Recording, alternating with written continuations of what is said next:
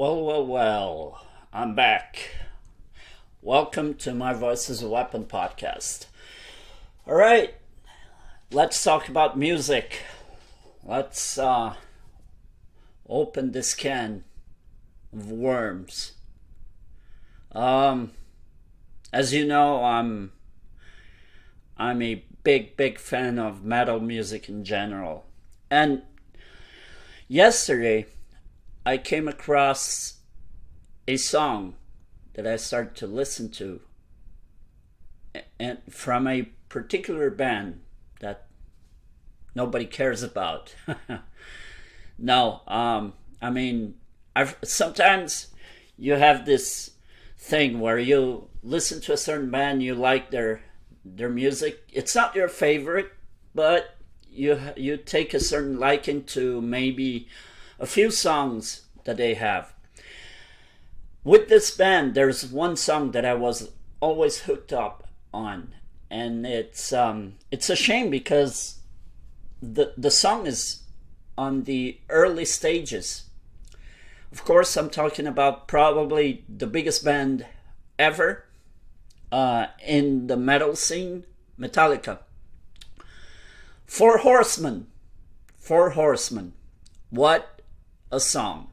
I forgot how good it was, and Jesus. Yeah. Now, to dive in a little bit, for those that don't know, Dave Mustaine had a lot to do with this. If I might be wrong, but I think not only he wrote the whole thing, he's the main writer of this insane composition, but is also doing vocals on this particular song, which back when he was in Metallica, James Hetfield was the one who normally would do the main vocals, but in this case, Dave Mustaine. And the body of work in that entire song, it's just insane for many reasons. One, it's not just, when you talk about Metallica, mostly, especially at early stages, you immediately identify them as thrash metal. It was them, Exodus, Slayer were the most thrash recognizable bands back in that period. And but this song has a little bit of insanity because it's not just thrash. The main composition is made for thrash metal, but thrash metal, I'm sorry, it's not trash like other music out there. Jesus fucking Christ. Okay, so listening to this, the transitions, the solos, especially one thing, and this is extremely important, the fact that Cliff Burton was still there, that bassist. There's a part where now many of the Metallica band members, especially Cliff, used to say that a lot in interviews, and I think Dave Mustaine also recognized that they always loved the bass lines from Iron Maiden with Steve Harris. And in this particular song, you can see the influence of Steve Harris with galloping, especially with the transitions that they do. There's one part of the song which is right at the middle where you can see Cliff attempting to, I'm not going to say imitate Steve Harris, but do something very similar to the Steve Harris style of playing, which is insane to me because he doesn't do it where the heaviest part of the song is. He does it where the more melodic parts are. And it's crazy because when you think that you can bind that song as good as it is, the best part to do that would be where the speed is picking up and the heaviest part is building. No, he does it where the more melodic parts are, and it's still insanely good. The level of talent in that song is just crazy.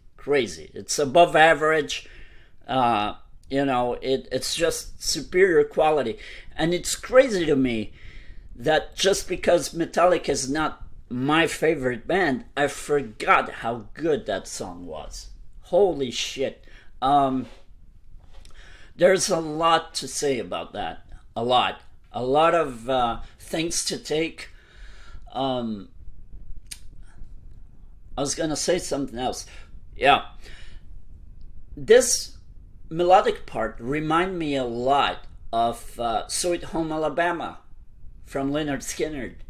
It's crazy how such a recognizable heavy thrash metal band in that period could actually play something in the middle of a thrash metal song that sounds completely different.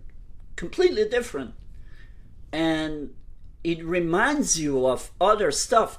And at the same time, you pick up on the bass line from Cliff playing almost the same way Steve Harris played on Iron Maiden on most of their songs, especially at that early stage, right?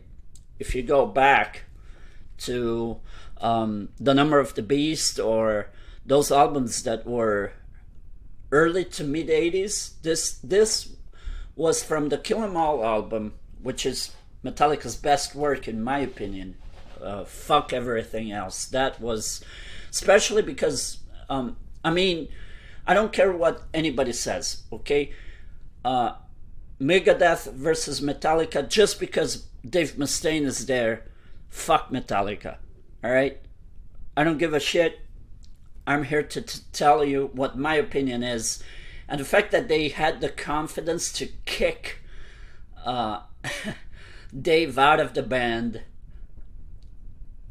at that point, at such an early stage, and still have the confidence that, oh, we're still gonna make it. We're gonna make it big, even without this talented son of a bitch. And they did.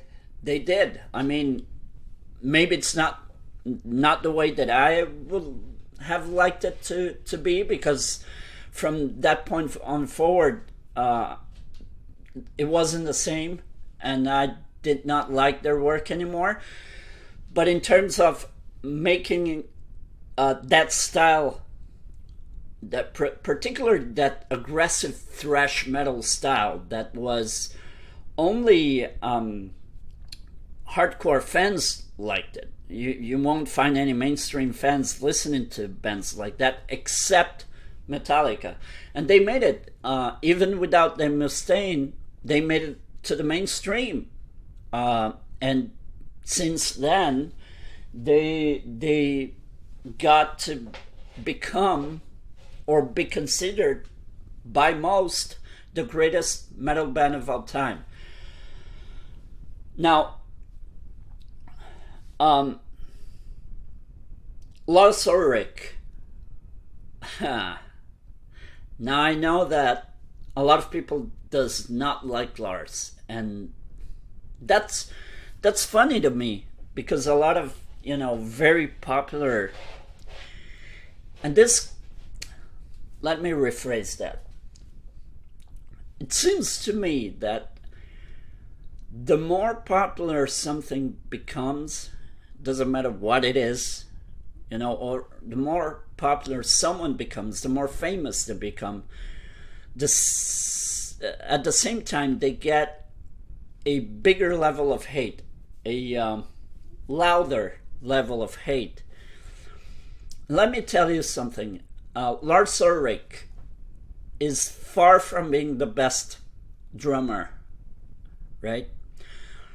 But considering, I don't think there's any other guy that would fit in that band.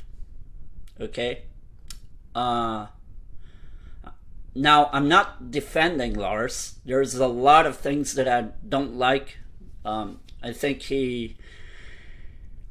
sometimes he wants to put a level of intensity that forces him to make mistakes. And when you're in a band playing live, if you make a mistake and nobody notices, is one thing, but if you make a mistake that completely fucks up the song, it's something different. And Lars has had that in the past.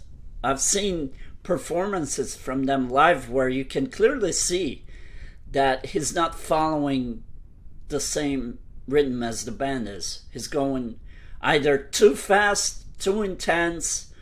He's pounding the drums way too hard, which that's something else. I can appreciate a thrash metal band that has a drum that pounds it hard, but you need to have a certain level of talent and technical skill to play the drums, especially for a band like that. And Lars sometimes lacks that talent. However, because of the style, I don't think there's any other guy that fits that band. I'm sorry. You can't put any drummer inside of that band, and as good as any other drummer would be, it's not going to work. It's not going to work.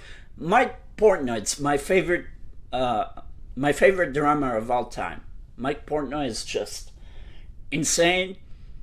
If you put Mike Portnoy instead of Lars Ulrich, I'm going to tell you, as good as Portnoy is, he doesn't fit the Metallica style. He doesn't.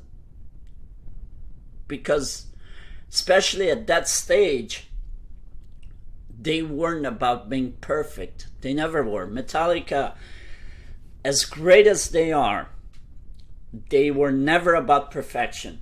And you can clearly see that because James Hetfield, people would probably disagree with me on this, but I always viewed James as a very good vocalist, but not a good guitarist at all. And I never understood why James never put the guitar away and let the main guitarist, either Dave Mustaine or I forgot his name now. God, there's so many people, so many talented musicians that sometimes I mix them up.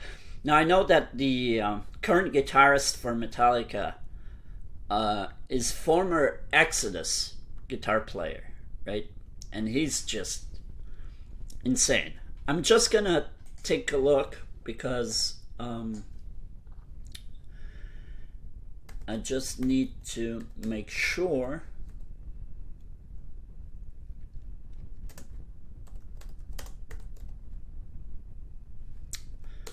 that I remember every member. Okay, Kirk Hammett. That's it.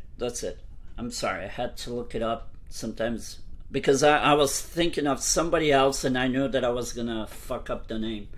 I didn't want to do that. So Kirk Hammett is a great guitarist, and the way he plays, you don't need to follow up with James, especially because James is not a very good guitarist. As much hate as Lars gets for playing the drums the way that he does, I'm going to tell you something, and please take it lightly. Lars is a far better drummer than James Hetfield is a guitarist. Alright? That's my opinion. That's what I think. And coming back to talk about that song, I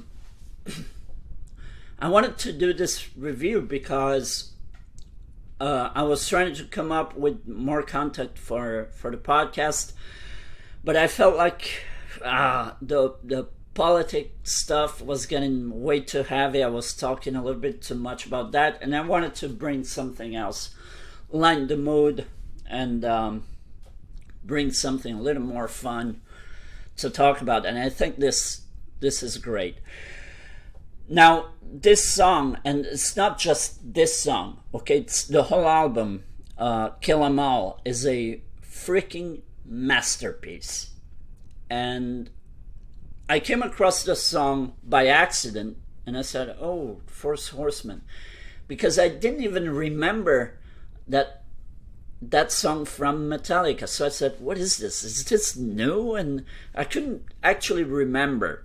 Then I clicked on the song on YouTube, and the first thing that comes up is the cover from Kill 'Em All. And I said, okay, now I'm starting to bring the pieces back together.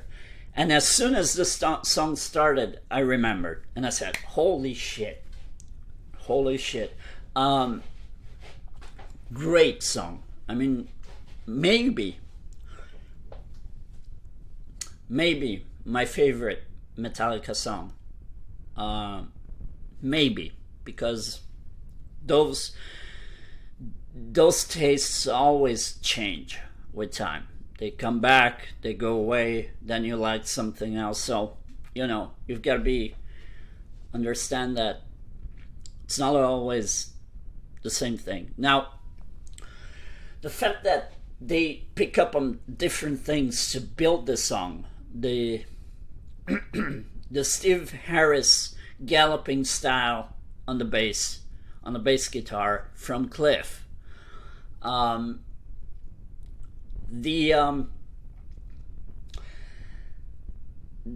this part of the song that is so close to Lynyrd Skynyrd as well, with Sweet Home Alabama, and that's the part where the galloping in the bass line goes, and it's just wow. Yeah. Then all of a sudden the bass actually to fuse itself with that part of the song changes, stop the galloping, and start doing this very melodic tapping, which it's just great. It's a great song. I highly recommend it. And I'm gonna, from time to time, I'm gonna come on out here on the podcast and speak about this.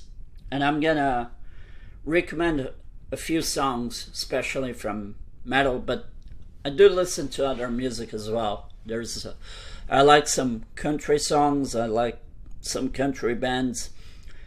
Southern rock is always there. Lynyrd Skynyrd. But my favorite Southern rock band, well, I have two bands that I listen to mostly. One is The Outlaws, but my favorite, and this, maybe it's not just Southern rock, is a mix between classic heavy metal and Southern rock, is Molly Hatchet. Molly Hatchet is my favorite band in that subgenre. Now, there was something else that I wanted to say about the song. Oh, okay, so the way the composition was made, the lyrics. Now, usually Metallica have very good lyrics and lyrics that actually are meaningful. But in this case, it's kind of confusing because they talk about the Four Horsemen, and that's a biblical reference. I'm not the most religion person, but I know that they might have made some confusion or mistakes, because the way they related the Four Horsemen in the song, it's not, I feel like either it was just, it still works, but maybe it it feels like it was just an accident because it's not very accurate. The reference is not accurate. Sorry, just let me fix my microphone here. Almost falling from the table. All right. So the amount of talent that it takes to do something like that, and I was saying that it took a lot of confidence from them to actually kick Dave Mustaine out of the band. Either that, or Dave Mustaine must have been such a pain in the ass that they thought, okay, look, we can't keep going like this. We don't care if we make it or not. Let's just kick him out. He's getting way too insane, way too intense. And Dave was at a stage where he was becoming, he was fighting, he was drinking, he was just a toxic person. That we have to understand that they didn't kick him out for nothing. Okay, I think you have to be reasonable to understand that even rock and roll bands like that are always, you know, there's always this correlation between heavy metal and rebellion and all of that, and they party and they do whatever, but when things go way too insane, way too crazy, especially if there's someone in a band that is starting to get violent, then you have to stop and think, okay, this isn't working, this is not good, it's not healthy for any of us. And perhaps, you know, they had to do it. They were cornered to no other choice but to kick Dave Mustaine out of the band. Of course, it hindered the quality of their songs later on, because it did. Because Dave Mustaine is fucking God when it comes to not only guitar playing, but the composition of the songs in general, the lyrics, the build-up, everything, you know, mixing things together. He's a genius. And the fact is, Dave had a finger in three out of the big four bands in thrash metal.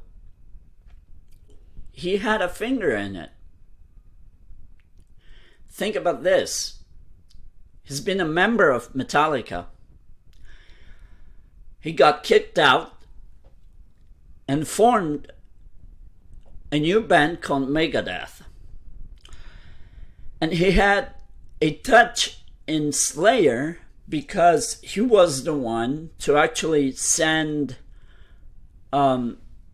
Slayer guitarist, oh damn it, I forgot the names again. I'm sorry, hold on. Yeah, I don't want to.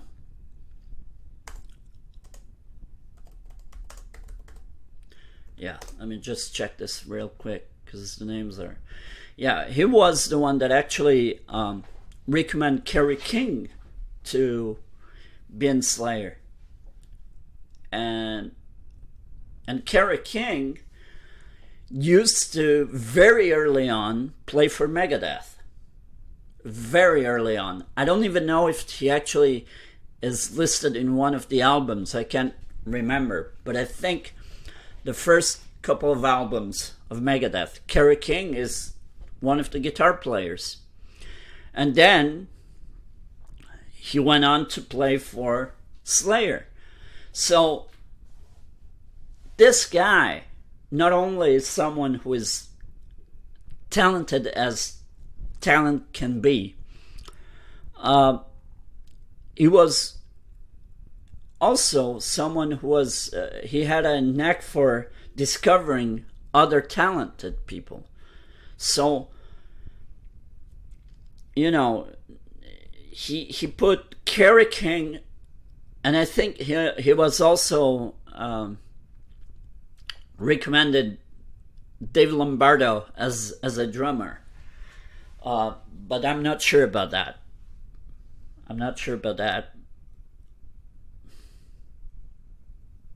No, actually, sorry, that's a mistake. He recommended Mustaine to be the drummer in Slayer. So if you think about the level of talent, and not only talent, but the guy knows when he sees someone who is talented, he knows, okay, this guy could, maybe he won't play in my band, but he could help this band out. And he did. And the crazy thing is, with all the craziness that he had going on back then, you can clearly see that over the years, the only band that he actually had issues with, that he couldn't stand and he wouldn't send anyone, was Metallica. Because he was actually feuding with them at that point. And they were actually, it's not like Metallica was just saying, oh, who cares, he left the band, he's just bitter because we kicked him out. No, Metallica actually did everything in their power to say, okay, this guy's trying to take a rib on us, and we need to be better, because otherwise he's gonna take his band and make them the best band in the world, and we can't have that because we kicked him out. So they actually understood the competition and went, all right, this is happening, this is war. And not just because of the personal stuff that went between them, but because of they were actually competing. I remember, I was a little kid, I didn't know better, but I know for a fact that back then, those feuds in the music industry for that type of competition to be the best was not very common. There were feuds, but it was just stupid shit like, I hate you, that kind of stuff. But it was never like, okay, we want to be the best, and this band is doing this, we have to outwork them, and we have to do things better than they do. That's a sports thing. You don't see that in music. It doesn't happen. But in this case, it did. And it was very interesting. You can see how the lines, because at some instances, it felt like Metallica was actually mocking Dave. Because Dave would come up with some compositions for Megadeth, and Metallica will bring up something very similar in response, saying, we can also do that. Like, it's almost like insulting him, saying, yeah, you're talented, but you don't have originality because we can just do the same shit as well as you do it. Now, maybe not as well, because Dave is Dave. I don't think anybody can hold the candle to his level of talent. But, you know, it was funny that this was happening, and it was really like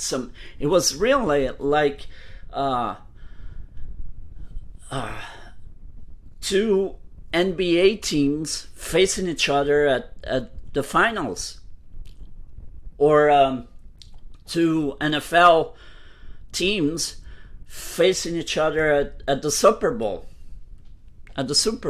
and stuff like that. It really felt like that for a good 5 to 10 years. Then Dave started to come down. He improved. Sometimes it felt like he was still he had a little bit of that character, you know, let's not sugarcoat it. He was an asshole. But at least he was sober and doing better without the drugs and the alcohol. but the rivalry was still there. The hatred between Metallica and him was still going on through the 90s. Although, because in the 90s the metal scene took a hit and it wasn't the same, the relevancy of their feud started to maybe just the people didn't care about it anymore, not as much, you know. They were more into the Nirvana stuff, which is complete shit to me. Oh god, I fucking hate grunge. And let me be clear here, okay?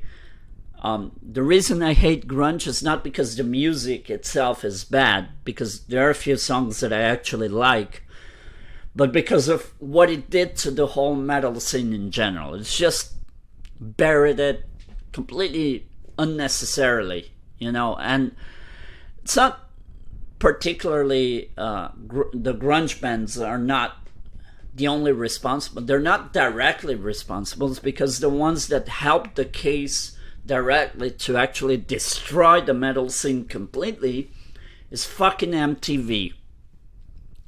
That's it, right? So we all know, especially the hardcore fans from this genre in particular, we all know that they just destroyed the whole scene. Of course, there's always going to be new bands coming up, but you don't see bands like in those days. You don't. I'm sorry, but it's not the same now. It feels like you don't see originality anymore. It's all, you know, a copycat of a copycat of a copycat, and it's just not the same. It's not the same. The new bands, they can be super talented, but it feels like they're just nostalgic about those days and they try to imitate them. Why would you not try to do something new? You know, I don't understand that. The need to be a copycat, you know. Now I understand there are bands out there that they like just being cover bands. That's fine, you know. And if you can actually be a cover band that is actually original, because you bring something else to the table differently from what the original band that plays those songs did or does. But yeah, and I want to come back to this because, as I said, Metallica is far from my favorite band. Actually, I was a lot more of a Megadeth fan. And if I have to go to that style, my favorite thrash metal bands are Exodus, Testament, Overkill is in that list. Top 5. And there's other bands that I love. Let's not forget Annihilator, the Canadians. They're top 5 as well. Actually, between Exodus and Annihilator, there might be the top 2 bands that I like the most in the thrash metal genre. Then there's a bunch of other bands that I love listening to. But let's leave that for another day. Alright, I think that's it. That's what I wanted to talk about today. I hope you enjoy this episode. I know that the last time I spoke about this subject, it's the most listened episode that I had so far, which is episode number 3 on the podcast. If you want to go ahead and take a listen to that particular episode, which is right at the start. I was starting the podcast. Podcast still new, only 20. This is episode 29. So, but yeah, I'm gonna wrap it up. Once again, thank you all very, very much. Don't forget to download the podcast. You can listen to it at Spotify or any platform you like. So yeah, I'm gonna wrap it up. Thank you very, very much. Oh, before I forget, shout out to Louisiana, USA. I'm gonna explain why in the next episode. Thank you very much, and I see you next time.